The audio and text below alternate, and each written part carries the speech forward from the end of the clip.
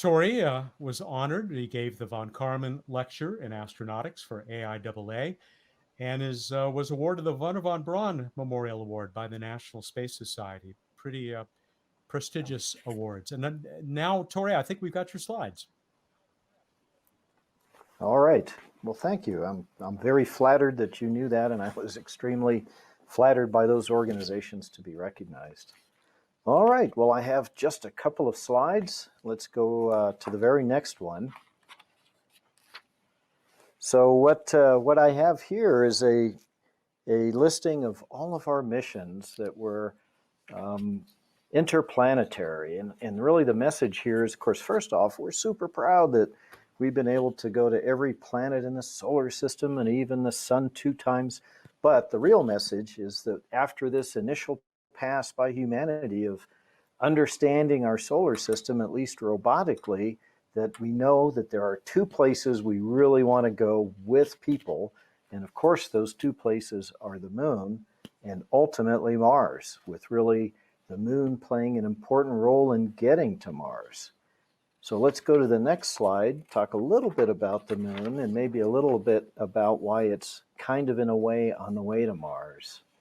So what I've got here that I thought would be helpful to folks is a somewhat simplified version of a NASA slide that talks about the Artemis architecture. And what it is showing you is that final end state where we have an orbiting space station that they call the Gateway in a near rectilinear halo orbit around the moon, which is a very special orbit. It's one of the Lagrange point orbits, so it takes very little energy to keep this space station there, but it's also tilted such that it gives very easy access to the south pole of the moon, and it's in continuous communication with the Earth. So it's really an ideal place for this particular mission set that is envisioned. And of course, the big SLS with the very large Lockheed Orion spacecraft will bring people to that gateway. They will inhabit it for long periods of time, doing research, robotically controlling spacecraft that are on the surface of the moon, but also, and maybe most exciting and most importantly, they will board a craft periodically and descend down to the surface of the moon. And that's what you see up there where it says lander. So that's a very Apollo-like descender-ascender vehicle combination, but it does have this little transfer vehicle, kind of like a tug, that will take it from the very high altitude NRHO orbit down to a low lunar orbit, where then they can coast around to get in line with the desired landing spot for that particular mission, then descend, do a mission on the moon with people, and then get back on board and be brought all the way back to the space station. So what is interesting about the moon and why I'm talking about the moon in a Mars summit is because the moon really is on the way to Mars, not necessarily physically in terms of where you would go, but how we get to Mars safely with people.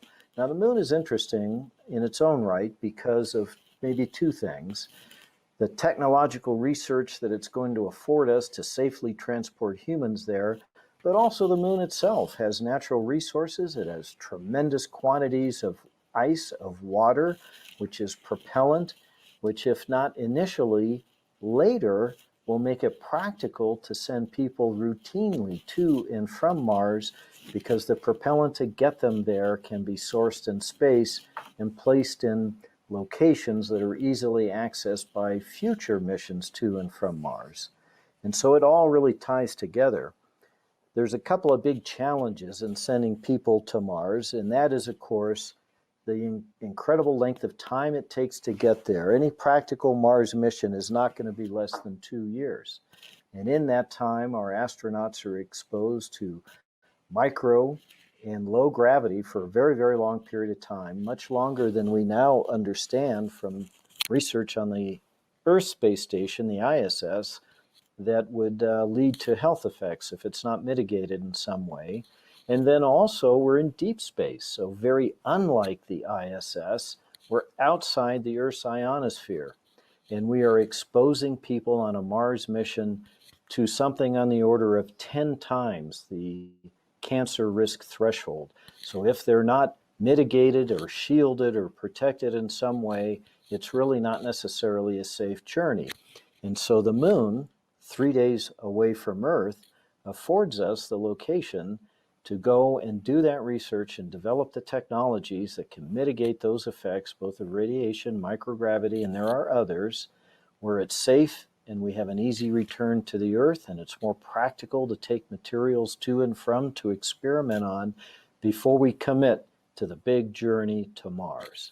So that's really why the moon is vitally important and interesting when we talk about the human exploration of Mars. Go to the next slide, please, and we'll talk just about Mars a little bit more. So these are our many missions, our 20 missions out to Mars, and they've taught us all sorts of interesting things. We now know that there's underground water on Mars.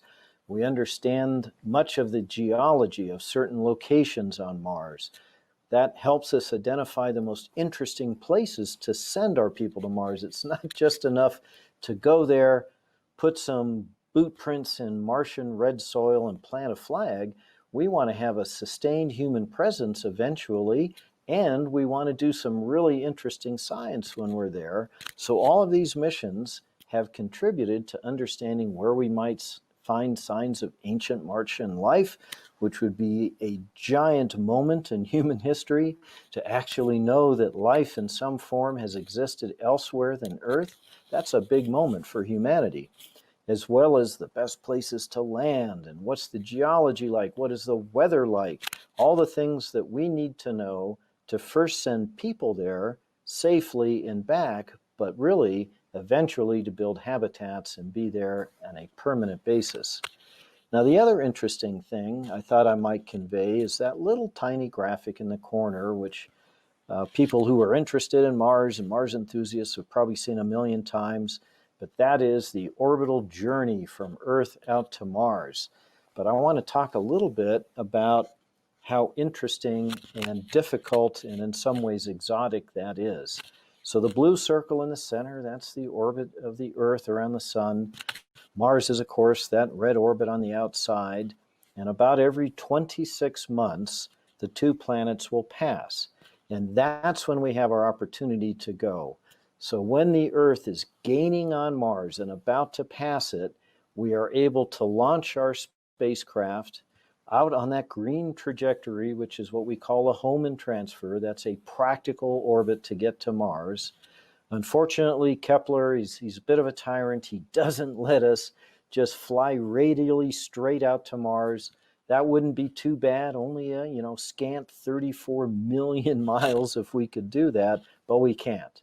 And so even though that sounds like an incredibly large number, the path that you traverse to roll along that green home and transfer to Mars is much, much further. And in fact, you're aiming at a point in the Martian orbit millions of miles ahead of Mars, obviously, when you launch, and you glide out there as Mars is catching up to your spacecraft, and really, in a way, Mars kind of runs into your spacecraft or captures it by intersecting that transfer orbit, which is 230 million miles long. Just an incredibly unfathomable distance for a human to really grasp. And somebody asked me on Twitter one time, what would that be equivalent to in sort of human terms, something we could relate to? So I got out my calculator and my engineering pad, and I did some rough calcs, and it is roughly equivalent to being in Paris on the back of a flatbed truck going down a highway at about 60 miles an hour. You hit a golf ball, it goes around the planet Earth and lands a hole-in-one out somewhere in Pasadena. So a pretty hard thing to do. It takes incredible precision and precise timing. And that is what, we've done for 20 different missions and did just recently, thank you for remembering, on Mars Perseverance.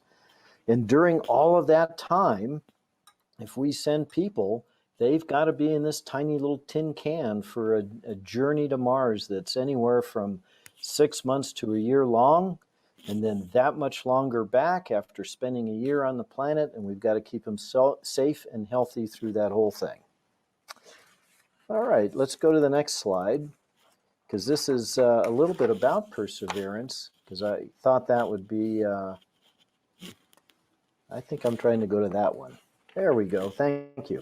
That is a little bit about how complicated this is, even for just a robotic mission. So on this slide, on the top photo, you see the Perseverance spacecraft about to be encapsulated in that Atlas V payload fairing. The very distinctive blue panels you see are acoustic protection. Those are materials that absorb sound energy, because the sound of the air rushing on the outside of the payload fairing during the rocket's supersonic flight, as well as the sound that reflects off the Earth when we first launch, would be enough, if unmitigated, to actually damage and break that spacecraft. And on the left, you can see near the bottom kind of a big square. That's an access door, because being a Martian mission that needed a lot of electrical power, and remember that Mars is just about the edge of where solar power is practical for many applications, and in this particular case, it just wasn't. And so that spacecraft was powered by an RTG, a radioisotope thermal generator. It had 11 pounds of plutonium in a battery that powered it. And that hatch is there because we needed to install that battery very late in flow, after the spacecraft was already mated to the top of the rocket, for practical reasons involved in handling that much plutonium. But at this point, we have a highly sterile, very, very clean spacecraft because of our planetary protection protocols that say, hey, let's not just immediately go to another planet in the solar system like Mars, where we might be looking for signs of current or ancient life, and proceed to, spread bacteria and viruses all over the surface. So that's what we mean by planetary protection. All of this is clean and sterile. And today, for this mission, we've even had new protocols or new standards that were much, much more stringent than anything we've done in the past. And so after sterilizing the spacecraft, sealing under the payload fairing, bringing it out, putting it on top of this giant rocket inside our vertical integration facility, which protects the rocket from the weather, but really, for all intents and purposes, is basically outdoors, then we open a hatch. And so the picture directly below it is a portable clean room with high purity and positive pressure that actually was installed on the side of the rocket when it's inside that giant, essentially outdoor facility, so that we could do all of that safely, handle the plutonium, do all of the things we need to do, and then eventually have that launch. You got it. Last chart, I promise. Just because it's always fun to see hardware. Up there in the upper left, that's a Delta, a Vulcan, and an Atlas core all lined up in a row going down the big central aisleway in Decatur. So we call it, the Great Hall of Rockets there. There's a little bit of scale effect by the perspective, but you kind of can see that big Delta with the nose cone. And certainly you can see how much bigger a Vulcan core is than an Atlas. In the center of the page, that is a BE-4 engine that we received about a month ago that we're using to pathfind operations. But the funny thing about space launch is it's only partly about the rocket. It's also about the launch pad. So over on the right is a brand new mobile launch platform. That's the thing that says ULA on it. It's much larger to hold that big Vulcan rocket. To the left, you kind of see platforms because it's inside our building called the Spock that we were just using for assembly of this thing, but then we decided to turn it into kind of like a mini VIF. So that's why it's getting platforms.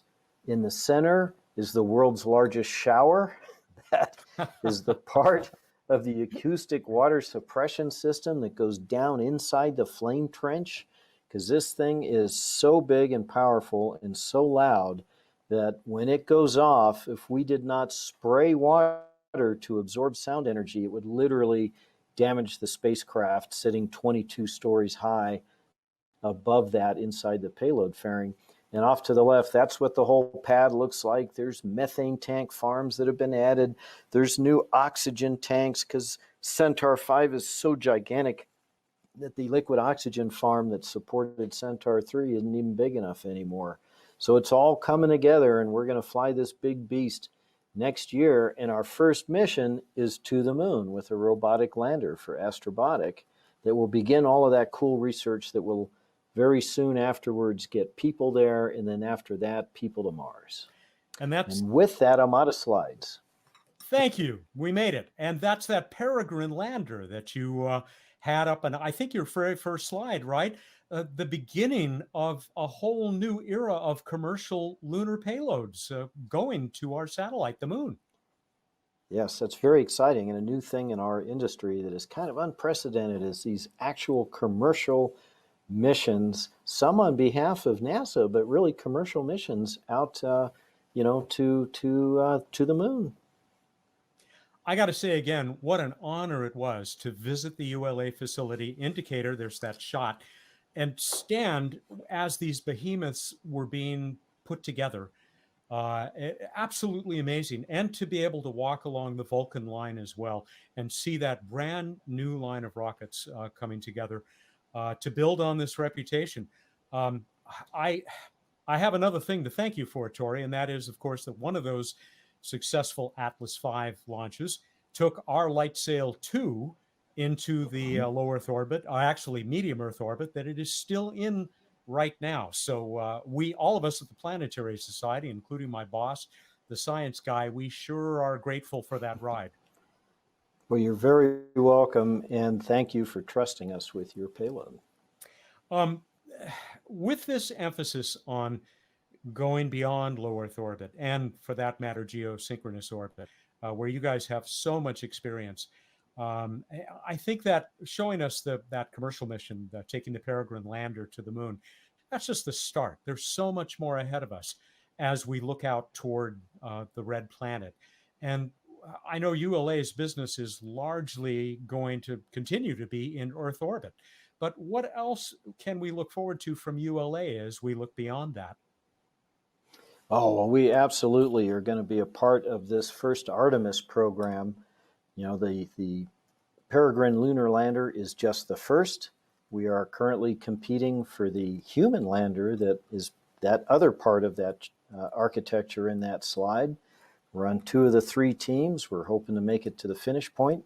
But there's going to be many, many commercial logistics missions that support that Gateway space station and all of these missions to the surface. So Vulcan will play a big role in that. But what's even more exciting for me is what continues to happen in cislunar space, even after that is set up and we're beginning our human missions to Mars. We're going to continue developing cislunar space and harvesting natural resources from the moon and the near-Earth objects that are within easy reach of that region of Earth orbit. And you will see a self-sustaining cislunar economy with, more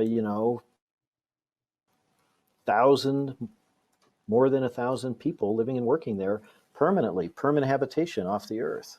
Very exciting.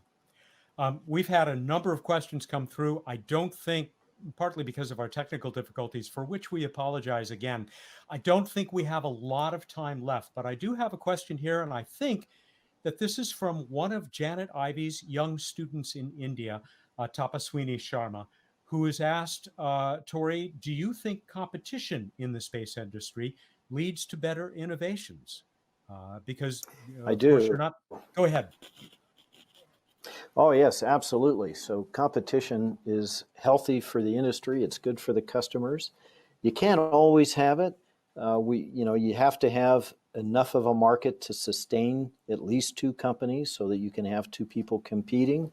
There has to be a little bit of an opportunity to differentiate yourself. In other words, the 2, 3, 4 companies need to provide something that's a little bit different from one another, or it's hard to choose, and it's not a healthy competitive environment. But in space, we now have those conditions.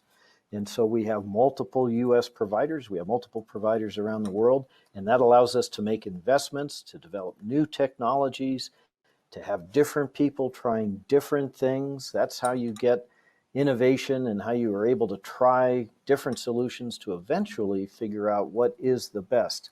And right now, we have big challenges: going to the moon, going to Mars with people, dealing with space no longer being an entirely peaceful environment. And it's good for our country and good for the world to have a broader, more robust industrial base when we face challenges like that.